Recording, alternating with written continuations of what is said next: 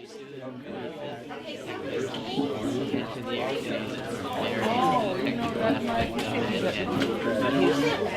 recognized the musical aspect, but he's like totally diligent. That way I'm not sitting on it.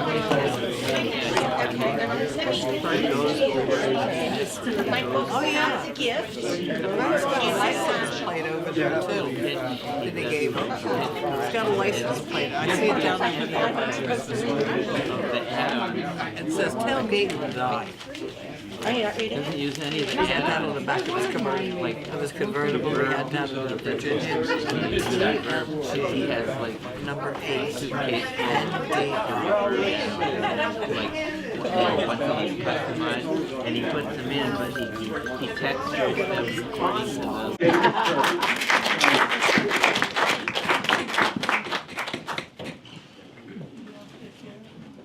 And now I'll introduce our featured reader, Phillip Bannowsky, who's been a regular at Second Saturday since its inception. Phillip has spent 31 years chasing the Chrysler assembly line, the source for his Autoplant, a poetic monologue. His first chapbook, The Milk of Human Kindness, I remember it when it came out, was published in 1986. Phillip taught English in Ecuador and Lebanon, and most recently, the poetry of empowerment at the University of Delaware. Long ago, Robert Lowell, who's a famous American poet who's now deceased, awarded Phillip an Academy of American Poets Prize, and in 1998, he won a Delaware Literary Connection Fiction Prize for a chapter in The Mother Earth Inn, that was published in 2007. Although his novel in verse, Jacobo the Turko, say it again. Jacobo the Turko, won him a second DDA-OA fellowship with poems published in 11 national and international journals and anthologies. Jacobo is an orphan too transgressive for elite liberal publishers to hazard reactionary censure so far. This is one of the coolest bios I've ever read. I get all the bios because I book all the featured readers. So let's warmly welcome Phillip Bannowsky.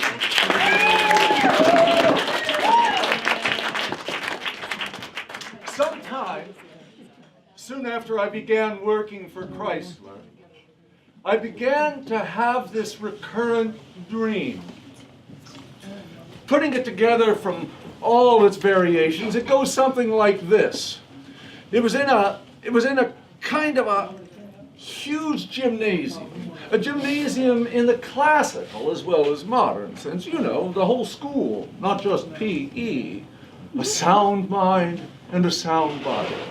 Anyway, not only was there this vast, well-seasoned hardwood floor and a high vaulted ceiling, dark above the hanging flood lamps, but you could feel the earth humming beneath your feet. You could feel you could hear in the thunder and of the sneakers and basketballs in the reaches of the room a resonance in your own gut, like when you dribble the ball and feel its center, even when it's in midair from the floor to your hand, so you know as you veer through those guarding the basket, inside the key, just where the ball wants to be, and you unite with its path and pace to lay it up over the rim and in. Like Magic Johnson, right? When a world of productive capabilities and instincts are that alive. Oh. Amen. To borrow some terminology from Karl Marx. Anyway, somehow I wandered from this floor to what I thought was another part of the gymnasium, but it was a different place, and a different kind of place. There were greasy chains dragging along tracks on the floor, and there were giant plates of steel rumbling along like juggernauts, and there were streaks of fire and darkness, and green machines, and men with lost looks in their eyes. And seeing these things, I forgot how to get back to the gymnasium, and I began to even forget the gymnasium, so I just fell in line, on the line, like, what else was I to do? And then I saw an infant in baby bunting crawling on tender knees across the tracks. Do you remember Sweet Pea in the Popeye cartoons? Yes. Yeah. Well, Miss Oil would leave the baby, Sweet Pea, in the care of Popeye, who would inevitably become distracted and soon discover Sweet Pea scooting along some steel beam hoisted high aloft at some high-rise construction site, or blithely crossing on all fours some high-speed intersection, or bobbing over alligator backs amid snapping jaws at the zoo. "Oh my gosh!" Popeyed exclaimed, rushing to the rescue and eventually availing himself of the elixir of spinach to save Sweet Pea, not to mention rendering some service to the starving children of Europe. Anyway, there I was, an exile from the gymnasium, hump on the line with all the other lost souls, and watching this, what? This inner child? And this child's dress, this infant's baby bunting, began to snag in the gears of the chain drive and pull him in closer and closer to the ugly cogs and links, those gnashing molars of steel. And then I'd awakened with the image yet vivid in my imagination and continuing in a now inaccessible dream time, with the chubby and bloody little legs were gnawed and snapped like chicken bones. And in my mind's ear, Blake, William Blake, in his Marriage of Heaven and Hell, whispers, "Sooner murder an infant in its cradle than nurse unacted desires." Thank you.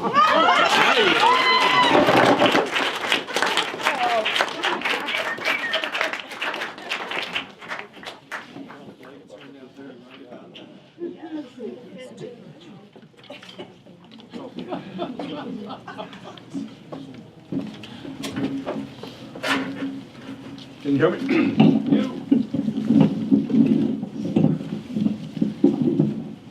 Can you hear me okay? Yeah. Excellent. Okay. Well, that was from Autoplant, Poetic Monologue. So I want to thank everyone for coming. I want to thank the Second Saturday Poets, the Delaware Literary Connection, for inviting me. And next I'll share with you a passage from my novel. Here. Page 177, yes. From my novel, The Mother Earth Inn, which is about a sort of idealistic, that's the one. An idealistic young man, young American, who goes to an Andean paradise where he wants to do business and collaborate with the indigenous population there. And he partners with the villagers from this place called Vilcabamba to establish an inn, the Mother Earth Inn. And so this is a passage where this is the opening day. And he's been, taking care of things, making sure the toilets work and all that stuff, and he decides to take a little break, take a little walk, and it happens to be a fairly hot, sunny day. Equatorial South America, the sun can really start to bake you very quickly. So, the air was beginning to take on a slightly yellowish cast, dry dust saturating the atmosphere. The altitude, too, was beginning to get to Hal, my hero. And he had to stop several times to pant profound, knife-like breaths until he could resume his climb. The laurel and acacia seemed to droop in the heat, and the birds were even more mute than usual in the noontime sun. Hal could feel that special, sizzling, equatorial intensity of the sun's rays. So not only was he overheating inside, but he was frying on the outside. His mouth and throat began to feel like cardboard, and his nose was stopped up. When he reached the cobblestone road, the heat rose right through his boots, and his feet began to bake. He wondered if he would soon be sick and unable to manage the grand opening.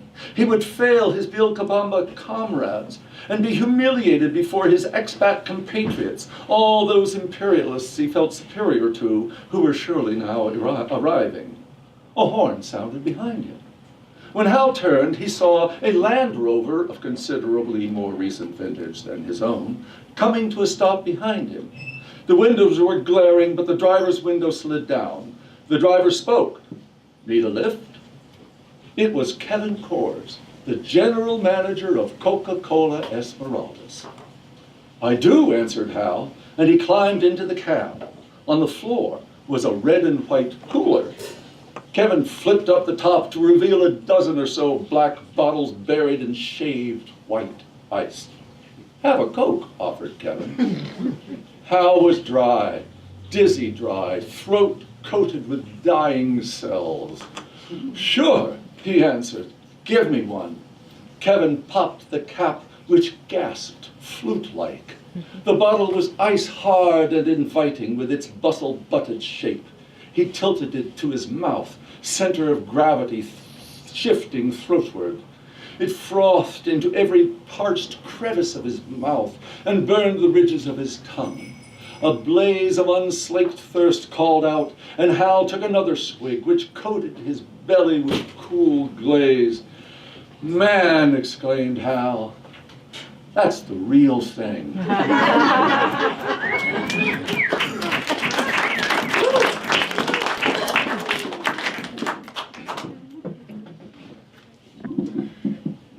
Well, thank goodness we don't have to go to the middle of the revolution to get a little of the real thing.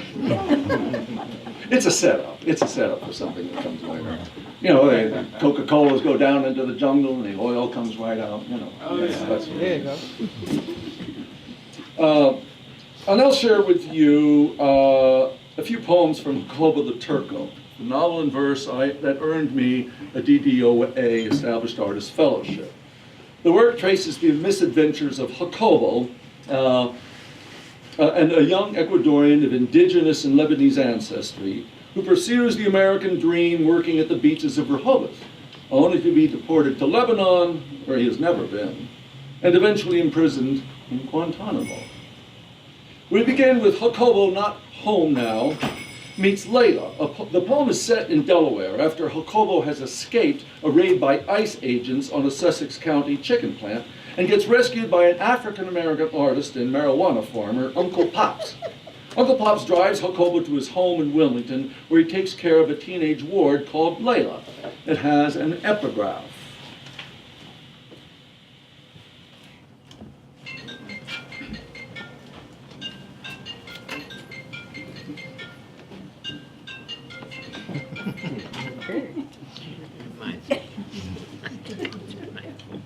Jacobo Not Home Now meets Layla. If you lived here, you would be home now. Oh, no. What's here? Sign entering Bridgeville, Delaware, right? She lived with Uncle Pops, related to him by some skein of obligation, kinship, chance, desperation.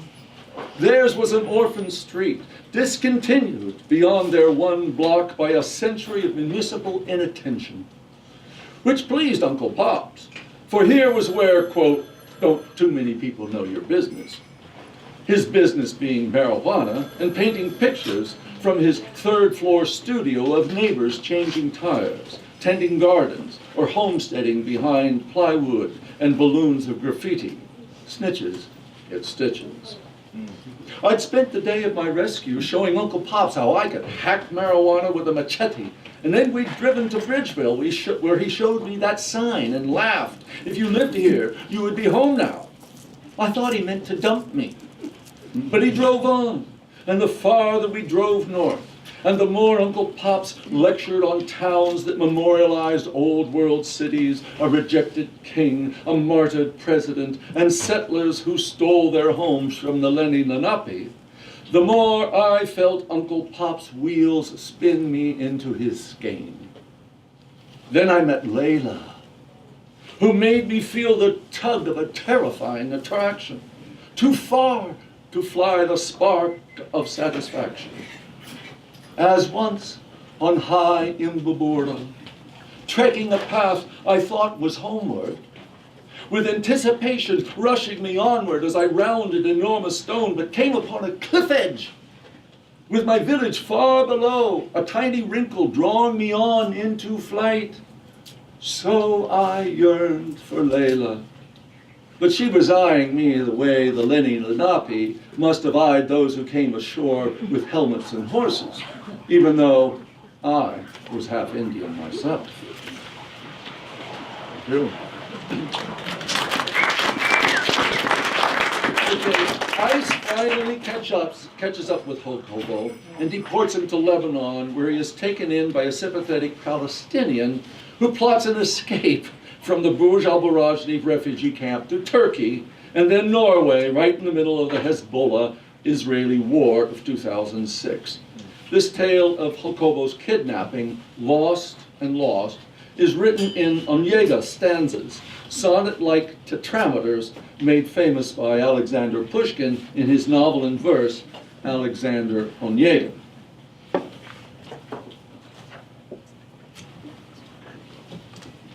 Lost and lost. So where are you off to, Jacobo? To Norway? Nope. You've missed that train your comrade's on. And you're lost, Turko, not home in Turkey. Here's the game. Even the most civilized harbor a genetic hazard, a marker that may release a rage or lust, where frailty erases trust. Some will crack skulls with rapture total, or seek to rip innocent slit, traipsing Thailand. You must admit that this is more than anecdotal, this joy of hunt and hunter's bed, transformed to dread rapine instead. In a swarm of new gibberish, you're watched, Jacobo, as you look and turn like a squirming dervish, while someone reads you like a book, porting giant samovars, sellers of tea signal, clinking cups, beggars hinder and clutch, while flaunting sores. Commodified by all these wars, you're on sale and Yanks are buying terrorists. That fake passport won't avail. Here they come, but you don't see them. Clunk! Too late for trying. Bagram bound, you're bagged and trucked. Jacobo, my dear boy, you're fucked.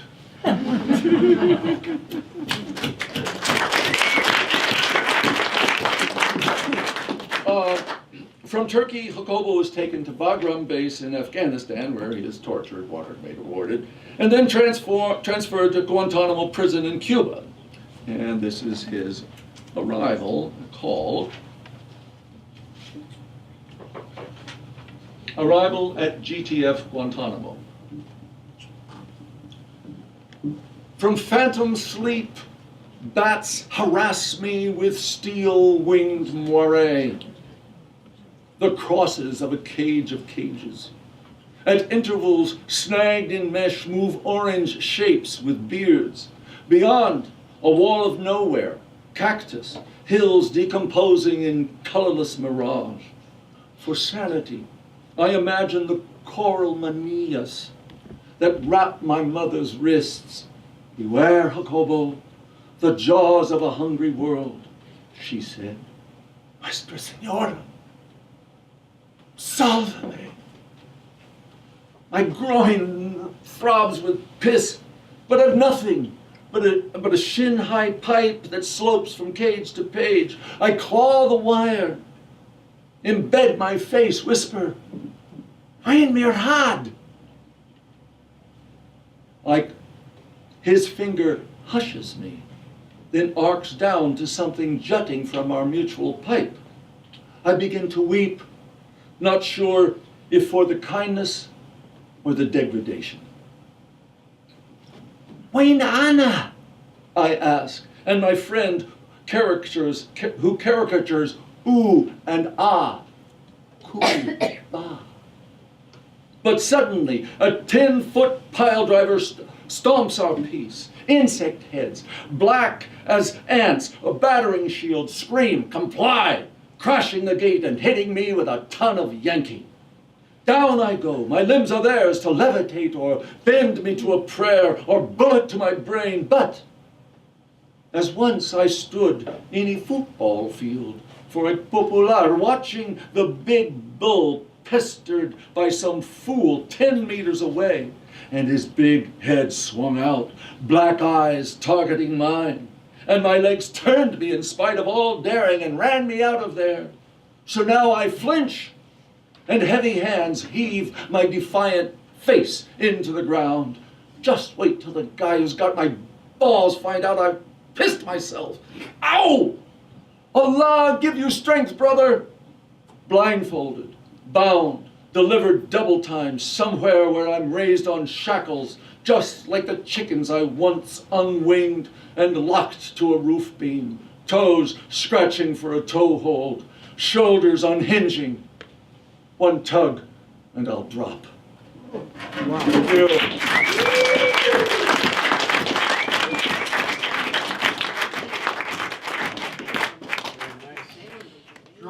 Okay, then let's hear from our featured poet again, Phillip Bannowsky, treating us to his encore poem.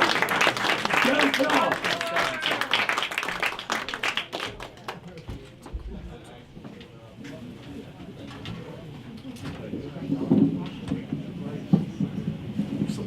Take it that way. Okay. The Yard. This was published in a journal called Labor, Studies in Working Class History in the Americas. The Yard. Give me a yard stamped with industry, back at the city's mouth of rails and docks, where hardy weeds sprout amid the oil stains and boot steps sound of gravel and grit. On steel pillars bearing walls of cinder are another century's nicknames, scored beneath the patina of soot and rust.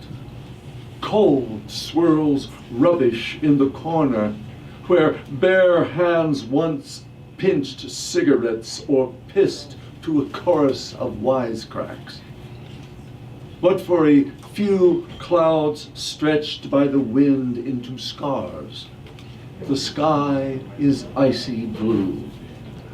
Somewhere are a muffled squeal of block and tackle, a chain drive, a cough of firewall door, and a serial clank of couplings, but not near.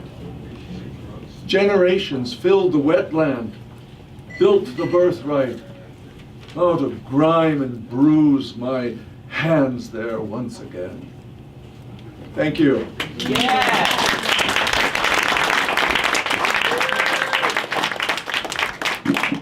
Let's hear it again for Phillip Bannowsky.